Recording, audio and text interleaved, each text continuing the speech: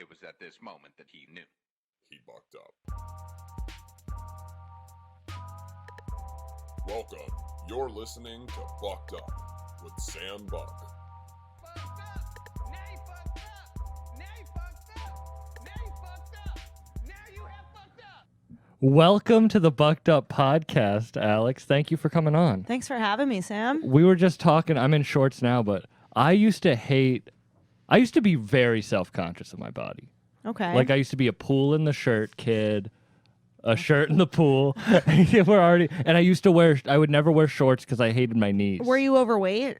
I was like chubby. I wasn't like fat, but I was chubby. Usually the shirt in the pool kids were like much bigger kids in general. But that's the thing is when you wear a t-shirt in the pool when you're just chubby, it looks worse because then it's just skin fitting and it just to you. So you just see your tits and you're just like your stomach flat. Yeah, it's like fab. a wet t-shirt contest for a 13-year-old boy. That is like, exactly, and yeah. I never won those contests. So it was just an insecurity about taking your shirt off around friends in general? Yeah, but we were talking about getting too high. I was tripping on the beach once, and it was like 2 a.m., and I was like, I'm on the beach. It's summertime. It's dark out. I just like took my shirt off. I was like, it feels good to be like, it's at a beach. I'm going to pretend it's the daytime. Moment of freedom, yeah. Now I'm fine with it. But when I was a kid, like watching that, I was like, ooh, look at those fat knees. Wow, so you still deal with that insecurity. I like the awkwardness of your intro. I think it serves the show well. It is an awkward show. Do you have like, are you good with yourself? I think so. It's a difficult question because I definitely think I am, but I don't always conduct myself as if I am. So I think there's insecurities beneath the surface that I haven't even figured out. Yeah. But generally, yeah. I mean, I had like acne growing up and like a little bit of a complex about being like way taller than the other kids in class. Did you shoot up quick? I was like 5'4" or so when I was like 11, maybe. I was pretty big. How tall are you now? Now I'm like 5'9". And see, like, my mom was 5'9" in like 4th grade. And that was like, but then she never grew after that.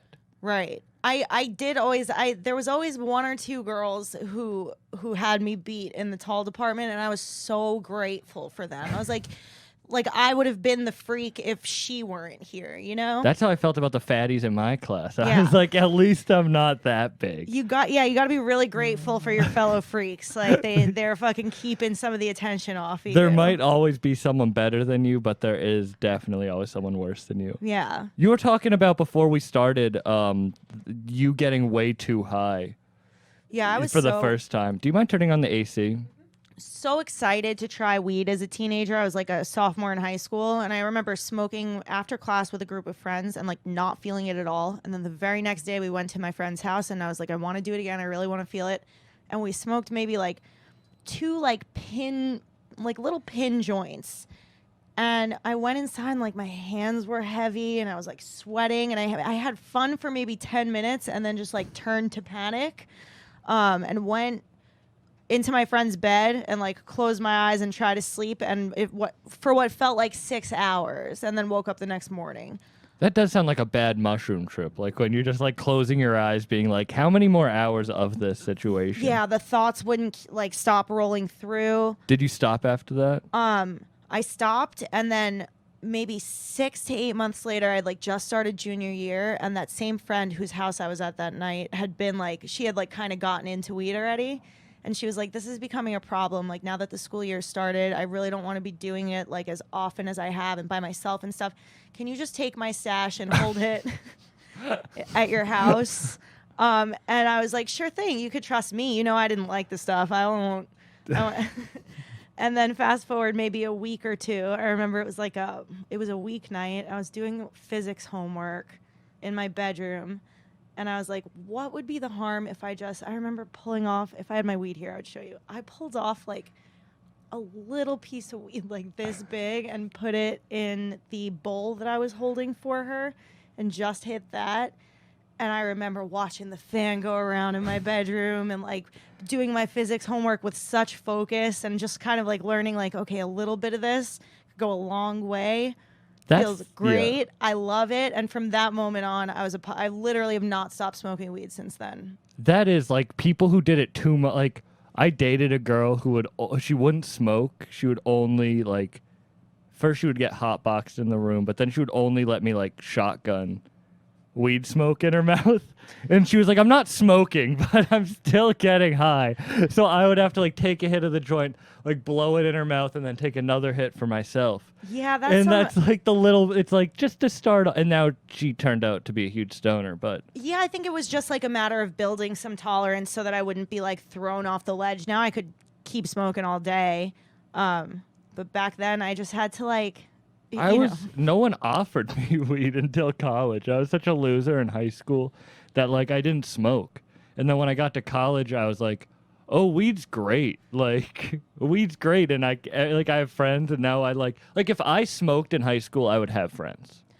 That's how I made a lot of friends. I became like one of the known stoners in high school. I actually came so close to getting caught with weed on my very last day of senior year of high school at an all-girls Catholic school, because I was trying to like shepherd some of the girls who had never smoked before into having their first joint. It was like the last day of school. We're about to graduate. Like the Pied Piper of marijuana. Yeah, so some girls had asked me, they were like, could we smoke with you after school, like after finals? And I was like, absolutely. And I bring weed with me for the day. And in between my second to last and last test of the day, I go into one of the bathrooms to like roll up a joint. And I'm like sitting on the toilet with like my uniform on and everything, just like sitting there rolling a joint on my religion notebook. And I was like in trouble in this religion class too. I remember I had like a very low average, and I needed to do very well on the final in order to graduate. And you're just rolling a joint up. I'm rolling a joint up, and I hear the literal teacher of that class, like my religion teacher, just right outside the stall. She knocks on the door and she's like, don't flush anything, don't move anything, just open the stall door and you won't be in any trouble. And I remember shoving all this weed into my shoe. And and literally quickly like pulling down my skirt and like making it look like I was on the toilet, like studying for this exam. And like she had walked in on something. She didn't smell it? Like, well, apparently some younger kid had come in and said that somebody was smoking in the bathroom, like somebody who had never didn't know the difference, you know? Yeah. That's like I don't know why, but like I've been caught by cops smoking and gotten in almost very bad trouble. Like smoking a joint on I was at UMass Dartmouth, which is just a big school. It's a smoke-free campus. Mm-hmm. And I was with a dealer, and she had a pound in my car. And we were hotboxing the car. Bad. And a state police officer drove by us. Not even public safety, like state police officer drove by us. So like I'm like, shit. So I pull out, and he turns around to like follow me. And I must have like gone over the line. So he turns on his lights and pulls me over, and I'm like, putting the joint out like on my skin. Like I don't care, just anything to get I'm spraying Ozium with the windows up. Just like trying to get.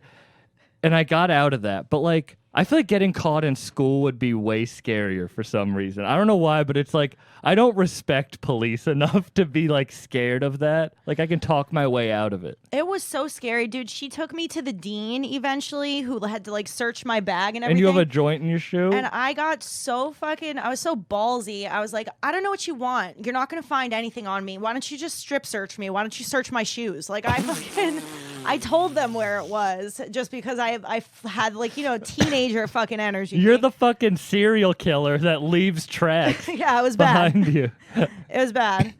Dude, it's so funny, the idea of putting something out on you to not get caught. I have like a little scar over here from like back when I was smoking cigarettes. My parents are like kind of okay with me smoking weed, but cigarettes were like an absolute no-go. And when I was like 19 years old, I was smoking a cigarette on the porch, didn't realize my mom was home, and she came out to talk to me, and I just put the cigarette out on my leg. You still have that scar. I still have a little scar. They're still gonna, at some point, like, you're gonna still smell it. Like I sat on the cigarette. I wanted to just, she smelled it. Do you still smoke, like? No. I vape now. Do you mind vaping? I like vaping. I didn't like having to go outside for a cigarette all the time. Yeah. I used to vape so much. I used to have one of those like nerdy boxes, like the big vapes. I used to have one of those too, but I finally processed the way that I looked smoking it. You look like such a well, you wouldn't look like a douche. I feel like girls can pull off vapes, but like when you look like me and you have a vape, you're like, this dude date rapes and watches anime. Like that's Something about the way that shit sounds when you're hitting it is like it's so extreme. You're like the Bill Cosby with these sound effects. Thank you. Thank you very much. he's good at sound effects. That's one of the very many things he's good at. It's something he was known for. Yeah. They're passed can't- out and he's just making the noises they should be making. Yeah. He's just making fake orgasm noises like in Harry Met Sally. All right, I just came from a long drive to this podcast, and I don't know what I'm doing. So thank you very much for coming on. We were talking about this. I want your advice on this. I don't know. I hope she doesn't listen to this podcast, but I went on a date with a girl, and I still don't know her name. Okay. Okay. How? Like we hung out the whole night. I have her Instagram, but her Instagram doesn't have her name on it, and she doesn't have a Facebook. So like, and I don't have her saved in my phone. I literally don't know her name. How'd you guys meet? At a comedy show. She saw me perform and then came up to me afterwards. And I'm assuming you want to see her again. I mean, like, yeah, I'd like to know her name at least. It's like baby steps. I want to know her name. Is there a possibility at all of like bringing a third party into this who hasn't met her yet, who can introduce themselves to her in front of you? That's actually a good move. Because that's the move that I would make. If I don't know somebody's name, How long have you gone hanging out with someone without knowing their name? Like, have you ever hooked up with a guy? Like, I've hooked up with girls I don't know their names. Yeah, I've definitely done that a couple times. But never long term, never like spent, I don't know. I feel like I forget names easily. I go for the introduction, but it doesn't mean I'm going to remember your name 20 minutes later once you've like shared something personal with me. That is true. I'm just really bad with names. And people are like, that just means you don't respect names. But I don't think that's true. It's just like I have a lot of information. I meet a lot of people. All right, yeah, some people just remember faces better, I think. I'm good with faces. Yeah, generally. I'm good with rap information. Like, I'll remember any rapper's name. Like, I'll hear a 30-second snippet of a song, and I'll remember who it is, but I can't remember people's names. Yeah, I'm good with faces, but then every now and again, there's a person whose face I just can't fucking latch onto, no matter how hard I try, and every time I see them, I feel like I'm meeting them for the first time, and that's embarrassing. Yeah, I hope she doesn't listen to this. Have you ever dated a guy because he was a fan of your podcast? No. I feel like, so I feel like there's Shout like out a Broad weird... Topics.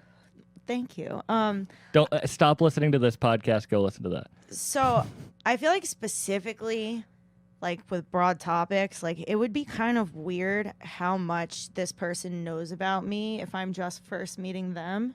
Yeah. Because like my whole thing, like I'm not a comic. Like when Kim asked me to be her co-host, I figured that my role on the show would be to overshare and give her some shit to make fun of me for.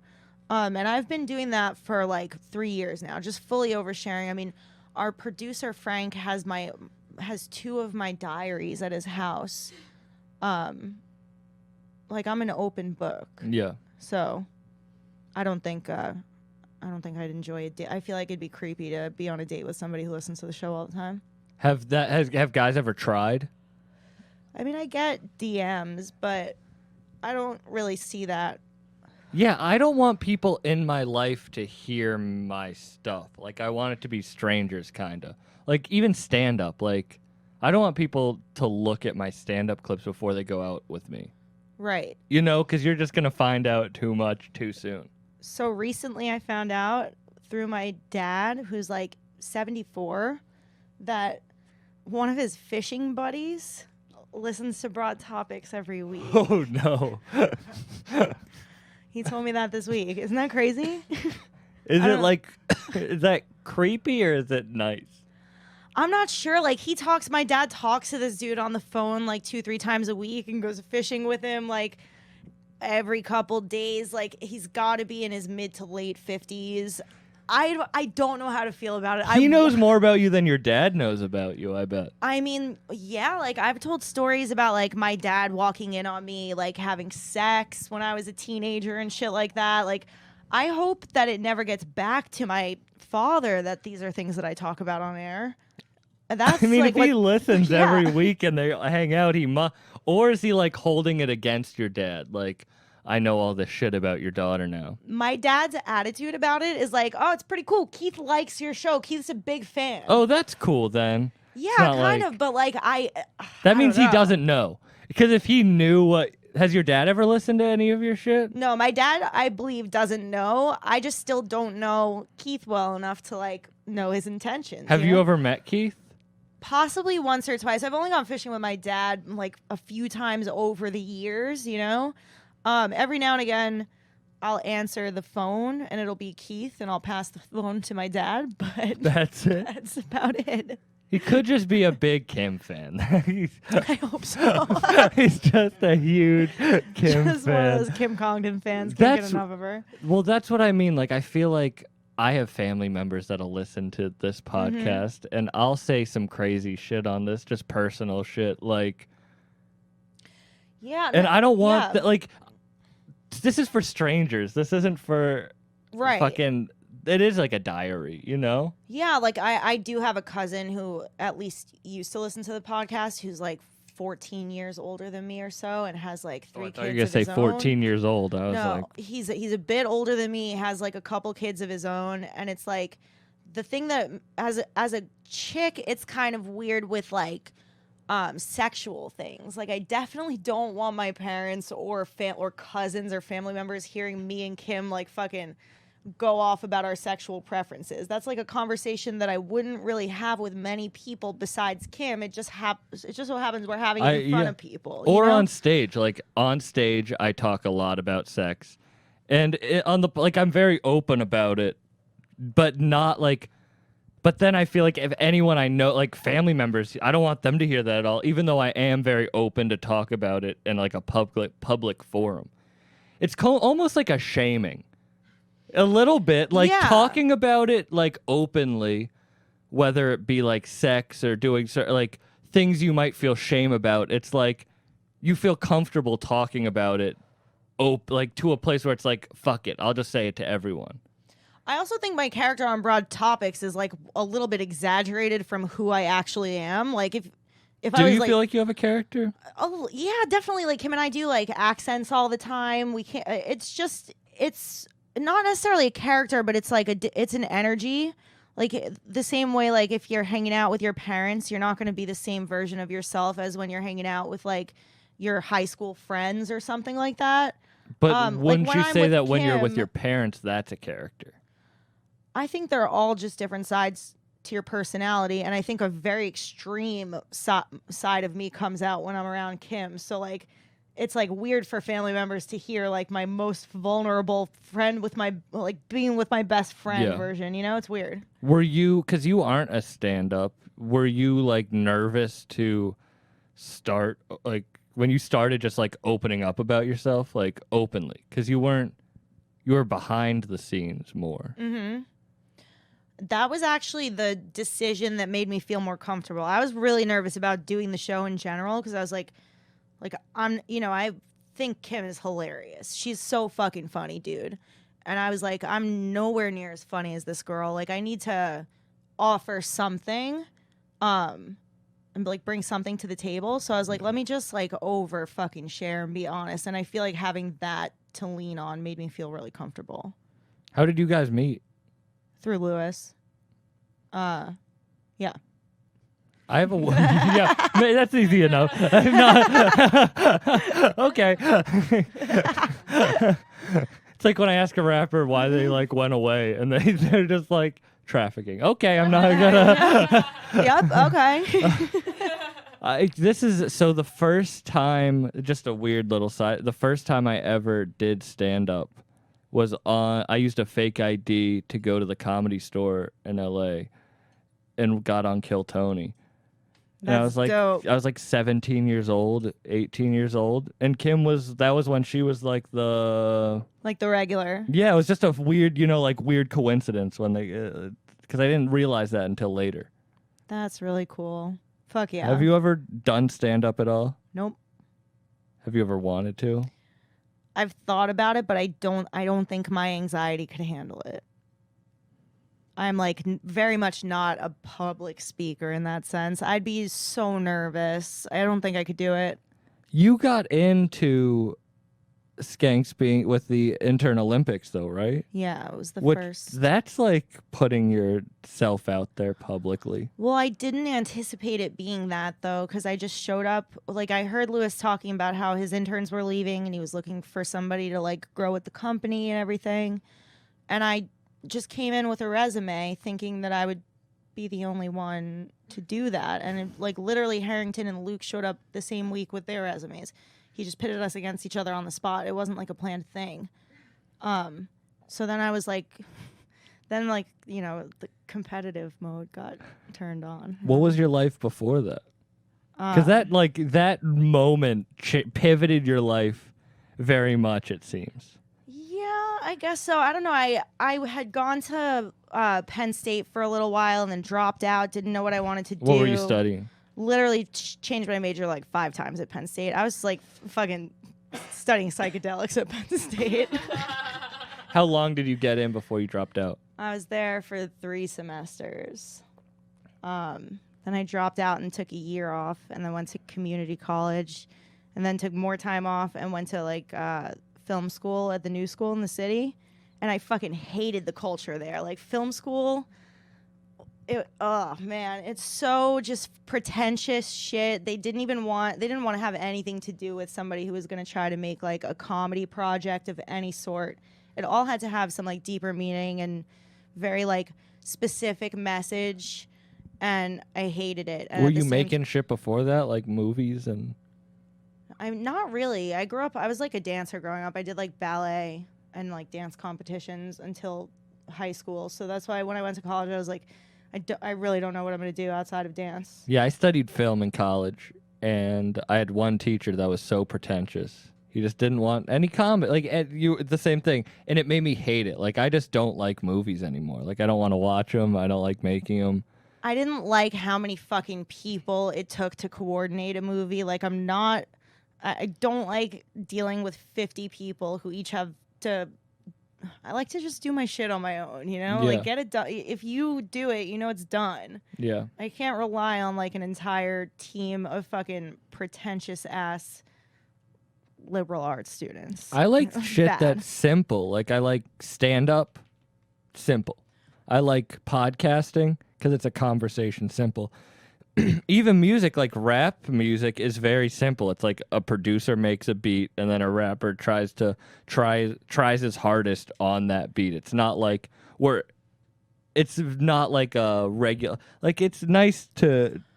Right. Yeah, no, I hated the idea of like putting like six months at minimum into like a short film project that's going to be like a 10-minute fucking thing that you're putting so much work into. You're overthinking it. Like, it's too triggering for anxiety, the process of like perfecting every element of this thing. And I just love in podcasts that like every week you're pumping out a new show. Like, they're not all going to be perfect, but they're all coming at you. Like, exactly. Yeah. And if there's an episode I hate, or like if I feel like lacking on one, in 2 or 3 days there's another one. Mm-hmm. That's why I do 2 a week. Like, it's because I would start hating it the 5th day in waiting. I'm just like, I need another one to be put out there. Like, I can't wait a whole week for another one. Yeah.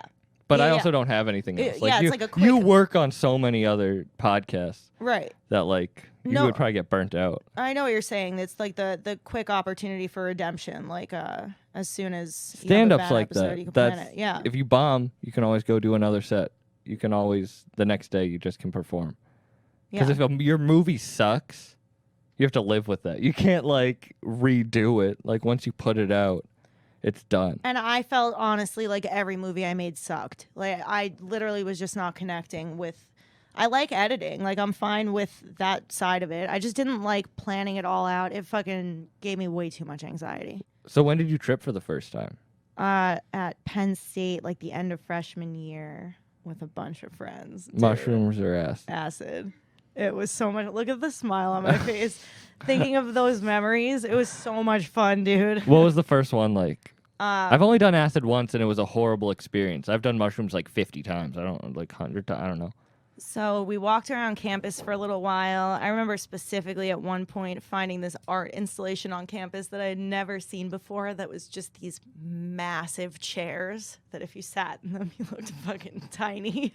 We sat there and talked for a little while. And then we went back to a friend's dorm where she gave us all like animal onesies to put on, like cute little like floppy ears and stuff. And then we pulled out canvas paper and acrylic paint and started finger painting all night, and it was really fun. That's so cute. That doesn't have no guy trip whatever. Like imagine guys getting together and be like, we're gonna go see art and talk to each other, and then we're going to all dress up in matching outfits and paint. Like whenever I would trip with my guy friends, there was always one friend who like 2 hours into the conversation would just be tripping too hard and would just like get up and leave, and we'd just be like, fuck him, he's done. Like we wouldn't share. Like it wasn't like a group experience. It was like like it is now. It's nice like trip, but like when I first started trip with my friends, we wouldn't help each other like that. Oh, it was man. It was one for all for one. I definitely learned how to trip from hippies. At Penn State, there was this house. It was like the very last house on the main road, and they would call it the hippie house. They had like a fucking like compost and garden in their backyard and a trampoline, and like they would have parties where the girls would be like spinning fire and shit. It was they were such hippies. They like really earned their name. And I met a bunch, like the people who I ended up tripping with, I had met at that house, and they definitely taught me like a lot about like the culture of the whole thing being to like share in each other's experience and always bring people back who are like having a bad time and figure out like what the best vibe for everybody is and stuff like that. Do you like acid more? I don't know. See. I want to do acid again. I need to do it with people who are good, like with a good experience. Like I love acid, but it's just like every time I do either acid or mushrooms and have a really good time, like I feel like I change my mind. I'm like, oh, that was such a fun mushroom trip. Maybe I do like mushrooms more, and then I switch back and forth. Yeah, no, the first time I did acid, right as I was peaking, it was raining, and my friends were like, let's go to a vape store. And it's raining. I'm tripping for the first time on acid in a vape store. And I was just like, I need to be outside. No, I can't fuck do that. this. So I go outside. It's slushy, cold rain. Mm-mm. And I walk into this alley, and a kid tries to rob me. No, that's awful. And I'm tripping. It's for the first time ever on acid. And I'm wearing Birkenstocks with socks and sweatpants. And I'm like, get away from me. And I'm like running away with my Birkenstocks, like holding up my sweatpants, tripping. Oh, man. And then we watched Hateful Eight. Oh, that's such an intense movie. It was just there was one point in the trip where we went to a beach and I laid face down in the sand. And I was like, each piece face down in the sand. Yeah.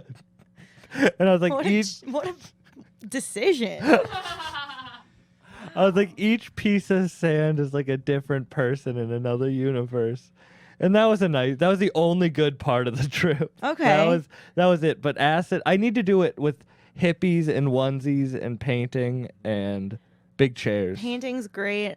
I have watched Tomorrow night. I'm there. I have watched Inglourious Bastards on acid once, and that was an excellent viewing experience. I was watching it alone, and it was my first time ever seeing it, and it's one of my favorite movie watching experiences ever. But I don't know if it would land for everybody. No, on I would drugs. love. It's an intense movie. I would love that. Were you like a spiritual hippie person before psychedelics? think so. I'm not sure. Maybe a little bit. I'm pretty spiritual now after psychedelics. Like, I used to believe in crystals more, but now I don't. I'm going to be honest. They're bullshit. I used to believe in them a little bit, but it's all bullshit. So the thing that gets me like the closest to spirituality was a video that I watched one of my first times tripping. Are you talking shit over there? I'll smack both of you like you're Dylan. Blowing the whistle. I don't know about You heard crystals. it here first. I think there's a chance that crystals might have a placebo effect that They're might very work. placebo. Yeah, but the placebo effect is real. You know, like I guess that's it true. works for people. That is so, true. I don't know. You do see. I don't mean to. I feel like you would have crystals. Like, I own crystals. I could never tell you what each crystal is good for. so I have a friend who talks to his crystals. Like he'll like. Talk. He'll sit with 5 crystals like SpongeBob when he has the chip and the tissue, and he'll talk to his crystals. And this is the guy who facilitated my DMT trip. I like the move of like taking a crystal and like rubbing it like this when you're anxious. That could actually help. It's like it's almost like having a fidget spinner or some shit like that. Yeah. It's they have their uses. But you don't talk to your crystals. No, but I buy them because they're really pretty. Which I think a lot of people just aren't admitting to themselves that like the crystals are beautiful and they don't have to work magic to be cool. When I was a child, I used to collect crystals. Mm-hmm. Like as a child, Oh, I fuck wasn't yeah. like. Do you remember like those stations at like weird? You'd be at like a weird souvenir shop somewhere where they'd have Yeah. like a station that had each different type of Oh, I crystal. would get all that Fill up shit. a bag for like $5. Yeah, what? Museum of Science had that shit. Fuck yeah, Dude, that's like such easy money. dude. Every time I still can't pass one of those up. Market it. You still buy that. I still will fill up a sack of crystals. You just carry a sack of crystals around. No, have you ever done DMT? No, This is just Joe Rogan. I talk to everyone about That's funny. DMT. That is. I've had some at my house for such a long time that I'm like I've been afraid to use it, and that's weird because I do like a lot of psychedelics, but like This is your joint. feel free, go ahead. Do you light it up? You did such a beautiful job with it. All right. I can't believe you have it and you haven't done it. I feel like I'm pretty high. We could keep smoking. We don't have to. No, we're doing it. I forgot what we were talking about. We're talking about you having Oh yeah, you- I have DMT. I'm afraid to use it. It's just I What don't know. scares you about it? I don't know. I'm just like looking for the right environment and Everybody love everybody! I had that guy facilitate my trip.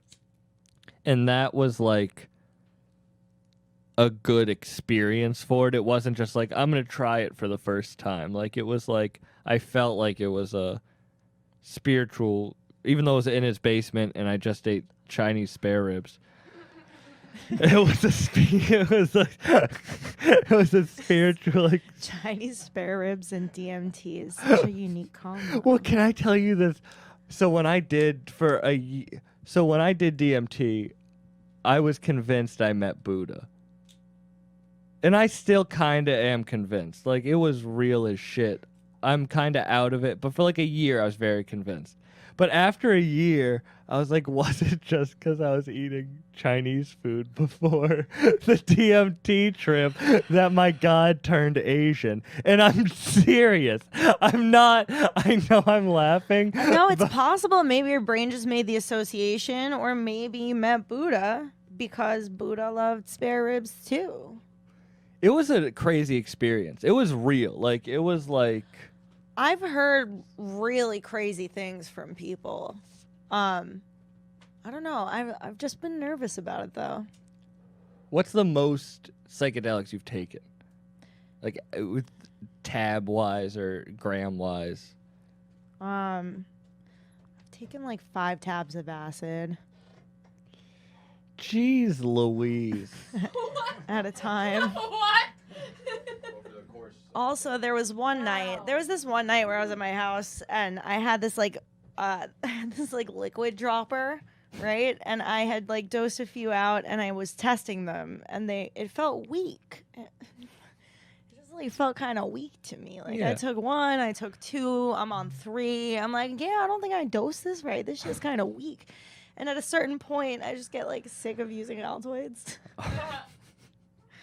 And so I just like started dropping it into my Oh mouth. no! And I don't know how much I took that night, but I know that at one point I was fucked up, Oh no! just like hanging out.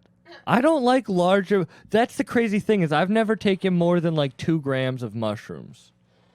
I've taken like 5 grams. But of I did mushroom. DMT. But I don't. I'm scared. I don't know. Mushrooms is weird. I didn't like taking.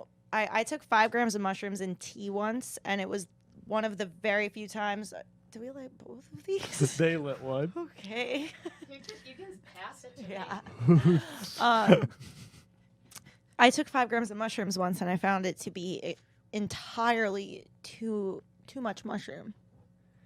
When you first started, it was like for me at least, it was super spiritual. Like, but Yes. now I can do. Irish was saying this, but now I can do it for fun. Like it doesn't have to be like a spiritual experience. I think that when I do it alone, it ends up being a lot more like introspective and productive than when I do it with friends. With friends, unless it's like a really small, tight-knit group, it ends up kind of just feeling social. Yeah. I've done stand-up tripping a few times. It's just that's too much. I've done this podcast tripping. It's a lot. I don't like being on camera tripping. But I like running when I'm on mushrooms. I like working out tripping. Oh, I get nervous. Like doing push-ups or I'll run a couple miles. That's funny. I always get nervous when I'm tripping to like increase my heart rate too much because it makes me feel like I'm tripping way too hard sometimes. Like I was fucking around with a hula hoop when I was on acid a couple weeks ago, I guess. And I started to get like addicted to the hula hoop. I was doing it for like hours. And when I finally sat down, I was like, I might have a heart attack. Like I need a full minute to like breathe as deep as I can. Do you meditate? I don't think so. I mean, I think a lot, but meditating is the opposite of thinking. So I Yeah, guess- it's like focusing on your breathing. Because that helps me. I try to do that because I have a very crazy mind. Like my mind likes to race, so I feel like when I meditate, I can like chill for a second. No, I guess I don't meditate, but I definitely should. Headspace is a really great. I feel like I'm sponsored by Headspace, but I'm not making any money off this shit. Headspace really helped me like learn because like when I tried to sit with my own thoughts for 5 minutes, like eyes closed, not moving, 5 minutes, like 3 minutes in, I'm like my mind starts going crazy. Because Like you don't going to bad places or just like being frustrated about. yeah, going to not bad anxious places. Right. Like I Yeah, I feel like I definitely don't try to shut my thoughts off, but I'm very aware of like what is me like projecting anxiety into a situation where it doesn't belong, like just thinking about like this like far off future that might not look anything like how I'm envisioning it. Yeah. Like, I try to be really aware of when I'm doing that and like steer myself away from it. But then I end up on the other side questioning myself of being like, oh, am I just like forcing myself to think happy thoughts? Am I ignoring my problems? Like, I don't know. It's like a fine line to decide like what's just anxiety and what's you shutting off your negative feelings about something that's real. yeah. You know what I mean? We did Doped Up and Dying, shout out. And the reason I'm saying this is because you said this on the podcast, and I thought it was very interesting that you were like, yeah, I had a great childhood. So good. It was Which great. is like not normal for the group of people you hang out with or the openness you had. Like, I'm not gonna like. Yeah, no, it was super chill. I was close with my grandparents. I'm very close with my parents. Like, I had just about everything I wanted. That's dope. Yeah, it was good. My parents are so supportive. They love that I'm in comedy. Like, my mom loves coming out to shows. Has your mom ever watched your stuff? Not. I ask her not to watch my show, and my parents are pretty respectful. But she's been like, she's come to the studio to like watch some of the shows I've recorded. She came to Legion of Skanks once. It was the night that like a random fan stole the mic from Lil Pete from Pete and Pete. And Lewis, before like Lewis had met my mom, he literally ended up like fighting a stranger over my mom's terrified body. Oh, Jesus Christ. And she still supports my That's nice. That is. position. Like, My parents are supportive. They're very supportive of my stuff. But I didn't have a great childhood, which is like they're better now than they were before. right. They were always supportive, but they hated each other so much that like it just made it shitty. Okay, that's definitely the big difference. Like, my parents aren't perfect, obviously. Of Like, they have course. their little issues. My mom's just like, you know, a little anxious. She's got the anxiety gene and all that kind of stuff. But like, they are obsessed with each other. It's adorable. That's so cute. They love each other. Does that it's make so- it easier to find someone or harder to find someone? That's a good question. I don't know. Because, like, I don't know why, but I feel like because I saw my parents have such a horrible divorce, if I'm going to date someone, I have to, like, I have to be serious, and then I'm in it.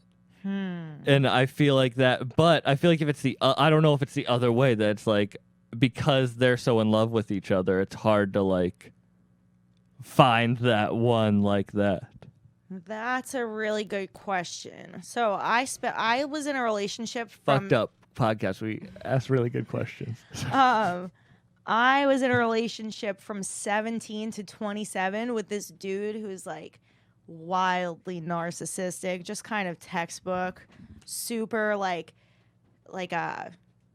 very good at like gaslighting and like manipulating the situation and blaming me for like all of his thoughts and feelings. And I ended up in that for like 10 years, but I never considered to blame my parents. It's a good idea. It's not a bad You're idea. going to become a stand-up after this podcast. 10 years is a long time. That's a long relationship. Yeah. How long into it did you know? That it was, literally took me such a long time, dude. Embarrassingly long. Like, even after, like, I don't know, there were signs that I was, like, getting over it, like, 7 years in or so. But even then, like, the manipulation was just so strong that it was barely a consideration. It was just somewhere in the back of my head. Yeah. That's why I also feel like I only know bad, like I don't know how to like handle my emotions in a relationship well. So like I'm scared to put that on someone. Right. When you're like you have to sign up for the, and that's not a good thought to have. Is like you have to sign up for this. Nope, that's so true. That's really interesting. I'm having issues with that right now because so I've been dating like a really, really nice guy for like 7 months now, like 7-8 months. And it's coming now very suddenly. These like deeply implanted issues from my ex are starting to like come out of the woodwork where like I'm like, I'm just having issues like discussing preferences for things and like drawing boundaries and stuff because I was so afraid to do that in my last relationship that it's like it's very difficult to navigate a healthy one now. Are you open with your in a relationship? that's the end of the question. What? Like, because you're open. You talk about how open you are, like on your podcast and like with your best friend, like. Are you open like that in a relationship? So I'm definitely open with like sharing things about myself, but I get really like clammed up when it comes to like expressing like issues that I might have with somebody. Like I'm definitely somebody who avoids conflict. So like it's a big problem. You have to be able to like confront somebody if they do something that you don't like, especially if you're in a relationship with them. Yeah. But that's the situation that I'm the worst at, because my last relationship like taught me like, don't say anything, just fucking keep your mouth shut, deal with it. And just shut down. Yeah. That's what I mean is I feel like I would be quick to anger, and I feel bad because I feel like I might have left that on other people. Right. And then it's like, shit, like I'm trying to deal with it. And then it's like, I don't want to blame anyone, but it's like, that is something that was ingrained in me. Right. But I think. Are you an only child? Yeah. Ani just wrote only child problems. Yeah. Okay. Yeah. See, we can blame our parents. That's Yeah, I guess that was. No, I'm putting this out there. Not true. You have to work on your own shit. That was truly my only point of sadness as a kid, though, was not having a sibling. Like, that was the thing that I'm like, oh, I'm kind of lonely. But other than that, like, what do I not have, you know? Yeah, I am happy I'm an only child. At this point, I am. Like, now that I actually know as an adult how much less I would have had if I had to share with a sibling. I'm so much, perfectly yeah. satisfied. And I feel like I'm good on my own. Like, I can be lonely. Me too. My main concern is like the role that you have in terms of taking care of your parents when they're older. Like that's a lot easier when you have siblings. That's a really scary, and because like my dad vapes and has smoked a lot of cigarettes, and my mom is not a healthy woman. Your dad sounds cool. Do you want his number? Your dad vapes, bro.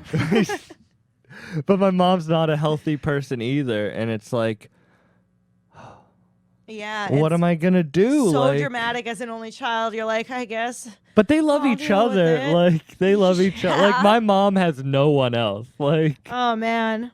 Yeah, when your parents hate each other, you have to separately deal with both of them. that's what I Fucking mean. drama. People always are like, "Oh, 2 Christmases are great." It's like, no, it's not. That's 2 separate days that I have to pretend to be a different person. Nah. Family drama is too much. I'm like it's so funny. It's not even that I have to. I certainly do not have to walk on eggshells in my house, but the way that I do anyway, just try to like stay so fucking perky to keep everybody happy, to not hear the Italian complaints start rolling out. You know what I mean? You do seem like a happy person. Do you feel like that's that's ingrained? Like you put that on? I don't know. I think I'm generally happy. I mean, when I'm upset, everybody knows it. I wear that too. Mhm. Like I'll sometimes Like come one of the in. happiest people I've ever met. Yeah, and then on the days that I'm not happy, I come in pretty much crying. I feel like people see me as happy, but then they'll like that's what I mean, but then I can go to a dark place. Very rare, but I can. Yeah, no. I think I'm like, I think of dark things all the time. Just try to maintain a happy attitude, and then I have this breaking point. And What's like your break? Yeah. What break? Like what breaks you? what breaks me? Let me think. I don't know. There's like I feel like first of all, and this probably applies to just about everybody, there's like the set of triggering memories, right? Like grandparent things, like even just thinking of like my childhood dog, shit like that. And then there's like circumstantial things where it's like major stress, running late will break me. Yeah. I hate running late. The first things I give, it's funny, like when I'm running late, I'm like try to think like, oh, there's nothing I could do about it, like it's fine or whatever. Then if I like randomly have a thought about my grandma, I just fucking go for it. I'm like, you know what? I'm just gonna cry, Grandma. I miss you. Like it just. You're a crier? I am such a crier. I am. I actually do cry. Like I'm a crier. I'm such a crier. You know when they're like guys should show their emotions? That's just not true. Because whenever I show my emotions, it never goes well. Like no one wants to see a guy cry. It's You always say, like, girls always say they want to, but then when it happens, it's never. it sucks, but I do agree. I agree with that. You know there what was I mean? Yeah, there was a point where maybe as a teenager I would have thought that I'd like to see a guy cry, but then in practice, when it's in front of me, it is usually a pretty major turnoff. And obviously, there's completely not if the person like just lost. So if somebody died, I'll give it a full pass. Dudes could cry for somebody dying, but if you're just like crying in any other Pussy way, dries up. It's Yeah. the Sahara Desert. Yeah. Yeah. It's true. You have to work that out in other ways. Like, I'll cry when I run. Or if I'm driving, that's a good time. But never. I used to cry, but now I'm like, I can't do that in front of people. what age do boys age out of crying? 2 years ago. Whatever 2 years ago was. Before DMT. Whatever before DMT was. Well, yeah, no, I did stop crying a lot when I started doing psychedelics. Like when I started regularly doing psychedelics, that's when maybe 60% of crying stopped. I used to cry every day. My friends' parents used to say the day's not over until Alexandra's cried. Like it was just like every day. Yeah. See, but the happiness is like, I feel like I'm a happy person, but like you were like, I had a good childhood, but then there's like a second part of that, but I had a really shitty relationship. Because Yeah. there is dark, you know what That's I mean? True, that's like, true. And it's funny because even as a kid, I would cry every single day, but I still remember having a super happy childhood. Like I got everything that I wanted. I was just like, I would always like just torture myself in my mind. Yeah, Like, but I did that too, but I feel like that's what pushes me. Like, it sucks, but like, whether anything it is, it's like, if I can push myself hard enough, I can do that, but I have to be mean to myself to push myself. Because if I'm nice to myself, I'm going to be lazy. mm-hmm. Like, people who are nice to themselves are lazy. Yeah. Yes. I take it like every mistake is taken like very seriously in my mind because it's like, that's how you don't, it won't fucking happen again. Like, Yeah. so, like, yeah. Or like, yeah, if I fuck something up or if something doesn't work out, like, I try to like go by the 4 agreements. Like, I try not to take anything personally that happens to me, but then because I do that, I'll put it on myself. Mm-hmm. And like, but working out really, like running, I love running because that can like kick my ass until I'm tired enough that I'm not like upset. Yeah, I really need to start exercising. It's But bad. I also lost like Bad. 60 pounds over quarantine. Like, I needed to work out too. That's pretty dope. It's funny. I think there's just certain people who have lost weight over quarantine, and then some people gained their weight. Yeah. Other people gained the weight that you lost. Yeah. You know? And then people will like be mean about me losing weight. Really? Yeah, like so like Fucking jealous. literally. But it's people when you first Everybody love everybody. when you first started working at GaS, did you have anyone in your life that were fans of it? Like were anyone like not jealous of you, but No, I was completely removed. I was just a Legion of Skanks fan, and I would never have like, I was like 23 maybe, and going to this like super liberal school where I just had nobody in my life to share Legion of Skanks with and be like, isn't this a funny show? Like, it was weirdly, it's like sometimes listening to certain podcasts is like weirdly personal. Like you're showing off a very interesting side of your personality by like having a friend listen to it. And if they don't laugh, you're like, oh, you don't like the thing that I love? Like, yeah, I went to a super liberal school too, and that's why when I met Milo, what was that, 2 months ago? Milo Yiannopoulos. I don't know when you met him. When he was on Skanks. That was a couple months ago. When I went to a very liberal school, that was before he went all the way, but like I would read his stuff.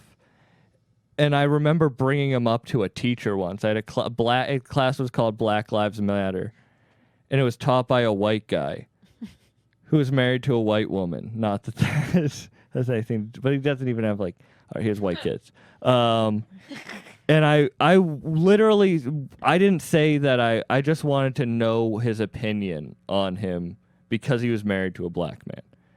And the guy was like, "You shall not speak his name in my class." Like it was like, and it was a weird, like the super liberal, like Just that treating pushed Milo it. like Voldemort. Is Yeah, so and then when I funny. met him, he was a nice guy. Like he was and he came with a gay man. He brought a boy. I think that he's one of the biggest trolls on earth. I mean, I obviously don't know him well, but I've met him 2 or 3 times now, and he's never been anything but like very nice and just like a Well, little. you are a girl. He's jokey. He is gay.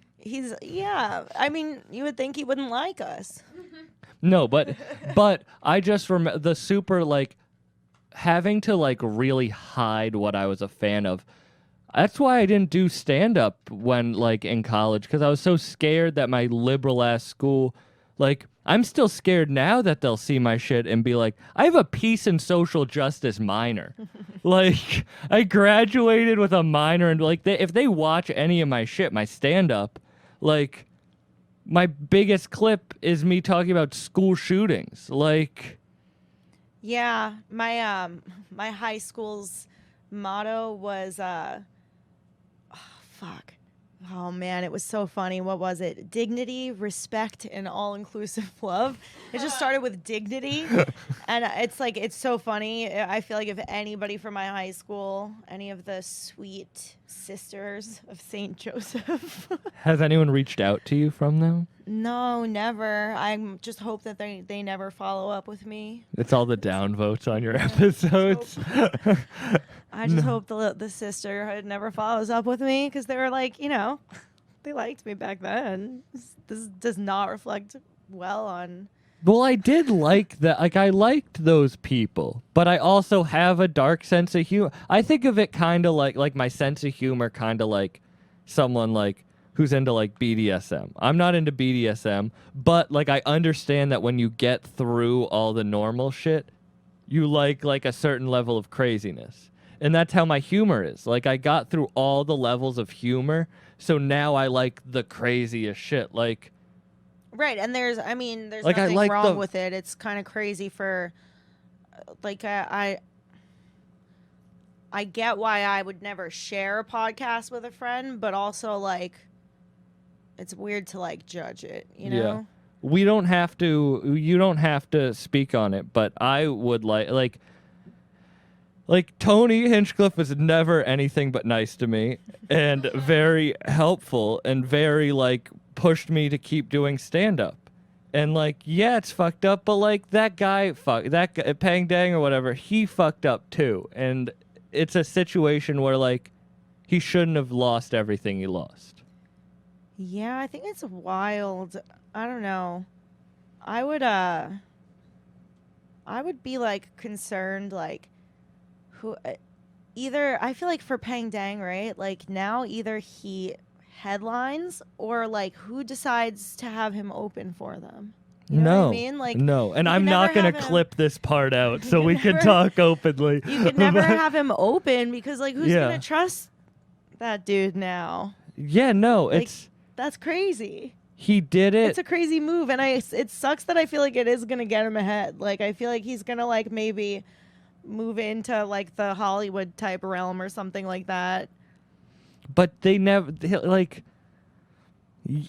It'll be like a 2-year boost, but not a career boost. Right. Well, Like, yeah. because you might get a little bit, but in the end, it was a bad move because he even lied about like Tony not reaching out to him. So like he wasn't 100% honest anyway. So no one's gonna. It's a lose-lose. Like he's gonna lose everything of it, and Tony lost a lot because of it. So it's like if he just. It was he fucked up. He really did fuck up. And that's not to say that like.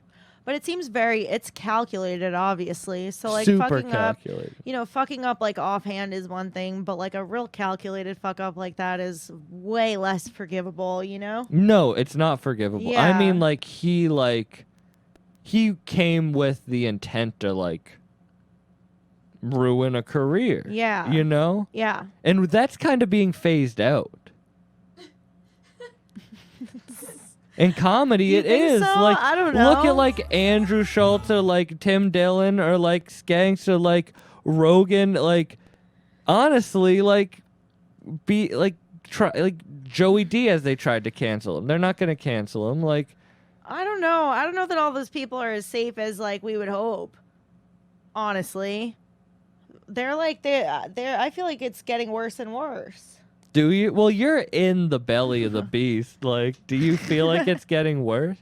Kind of, right? It's like I don't know. I don't really see people pulling back from cancel I don't culture. really see it like completely gone. I don't mean, think it's gone, but it's like, people try to do it to get ahead all the time, but just like whoever can get to the top and see how dramatic they can be about it. like The not only for- reason why we know that there's context is because Ari posted that video, which is great. It's just like that. It gives people an opportunity to just pick and choose who they like and fucking hate. Like, cancel culture works in a weird way because, like, if you were gonna fucking cancel Chrissy Teigen for something, like, I'd be like, fuck yeah, fuck that bitch, let's get her the fuck out of here, Yeah. It's just people deciding whether they like or hate somebody, and then it very rarely has anything to do with the circumstance. Like, this is a fucking stand-up set we're talking about. It literally, the circumstance shouldn't matter. It's people deciding whether they like stand-up comedy or think that stand-up comics should like abide by some weird unwritten code of like things that we've all decided not to talk about. Yeah. I guess that's true, but I don't know why. I feel like independence and money being not in the big businesses, like, honestly, like, it goes back to like saying fucked up shit is anti-capitalist. Like, and not for nothing, but that's kind of where like the money is going. Like, it's a big fuck up, and a lot of it is going to go to independent. Like, is this just me getting high and thinking in Massachusetts not like in like that, or do you feel like it's gonna get worse? No, I mean, I hope that's true, but I just don't see the trend really. I guess right now, like, with everybody kind of in their houses in the pandemic, people are like frustrated and like kind of louder than ever on the internet, and also not really out in the real world. I'm concerned that you start seeing these people again in the real world, and all they have to say is like this repeat of what they've been like told. I don't know. Everybody's just like I've had to explain my job so many times to people because people get like offended by the first thing that they see about it. Like working for the SDR show, in the name of it, people get turned off, so it's like I watched the Saturday Night Live with Elon Musk, and it offended me. It was literally so offensive. It was so not funny. It was like they weren't even trying for anything edgy whatsoever. Like I think that's a sign of where I think that's like a direct sign of where the money is going. Like they're trying to keep that show, keep people watching. Like, yeah, I think of it like attention is the universal currency. So like I don't watch any clips from shows I don't give it any. I try to give stuff I don't like as little attention and give the stuff I love the most attention. And honestly, maybe that's why I feel that, because then in my life, I feel like the things that I like are really important, and the things I don't like aren't, even though they might be really important on a big scale. okay, that makes sense. But I still I'm so high. I'm sorry. no, it makes sense. I don't think that like that anybody's like anybody who's like really speaking their mind is super safe right now from some sort of attempt at cancellation, at least. Yeah. But you can't live your life like that, scared not to say what you want, you know? I mean, to some degree. But, I mean, we see the extremes of it in comedy and how people take it. So it's more like, am I going to let this ruin my life? Or is it a joke? Am I going to stick by that, you know? Right. And I don't think anybody in this room is like that, like, Gino Bisconti level of, like, you know, like throwing it all out to see what sticks kind of thing. Yeah. Like, so it's just like certain people have, you know, more reason for concern than others, I guess. Yeah. Just kind of goes by the comic. I guess that's true. certain But way. this goes I back need to call Gino out, by the way. I love Gino, but like, I guess, but this goes back to what we're talking about. Like, I am a positive person, so I want the future to be positive. Like, and I guess me saying that might be too hopeful, but like, I do want the future to be positive, and I see it positive because, like, why not? Like, if I see it as negative, I'll just be depressed all the time. right. No, I'm hoping for that kind of outcome. And I do think, like, down the line that's possible, but I think we have, like, a few more years of this kind of bullshit before people start. Like, what really needs to happen, what I'm kind of rooting for is, like, we need to start, like, over the top canceling people, right? Like, I want everybody's heroes to be canceled. I want people to start canceling people for such fucking dumb reasons I'm canceling you right now. thank you. You're canceled. I'm canceled. You're canceled. And thank you for Everyone- going with my plan. Everyone on tweet at. So everybody cancels people for the most fucking benign reasons, and eventually the cancelers are gonna have to admit that this is all fucking stupid. The cancelers themselves will be canceled, and they'll be like, once everyone's canceled, nobody's canceled. Do you know what I mean? Yeah. So that might be the way that we're going, which isn't it's also not the worst future. You just have to like you know, blow up the whole situation. Maybe It's a just fucked up drop a game of bomb. tag. You have, Yeah. yeah. Like there's like World War II was shitty, but we can't, like, the world got better after it. Like, Like, okay, that's you know what I mean? Like, it Yeah. it could go to shit for a few years, but it's always gonna get better. I want to drop That's a nuke. I want like if you're as long as you're not Japanese. I want, like, yeah, like- it was the 40s. Alec Baldwin canceled. I just got want canceled for that Dolly joke right there. Parton canceled. I want all of the politicians canceled. Literally every last one of them. I Cancel Nancy Pelosi. Like, you remember the Wiggles?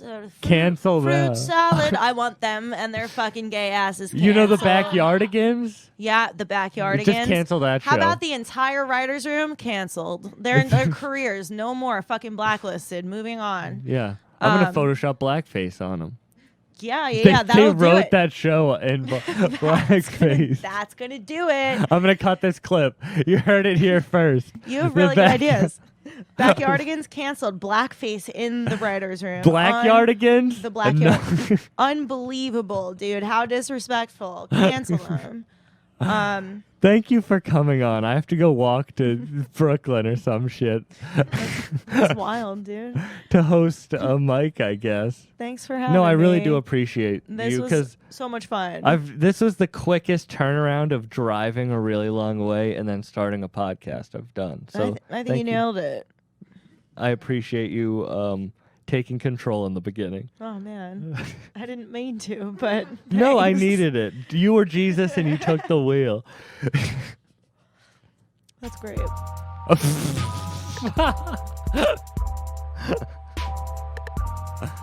Did you want to give your plugs?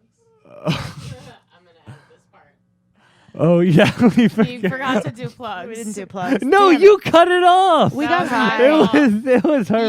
You were saying thank you. All right. I'm gonna edit this part. Don't worry. There's a lot of smoke in the room. There's a lot of guys. smoke in the Okay. room. I've been plug trying to fan it. your shit. You guys could follow me on Twitter and Instagram at I am Alex Scar, and check out my podcast with Kim Congdon called Broad Topics, Topix. It airs on gasdigitalnetwork.com/live every Thursday at 9:30 p.m. Or you could catch it for free on iTunes and YouTube every Monday. Listen to Bucked Up. Hell yeah. I'm gonna put that in the beginning. Bye.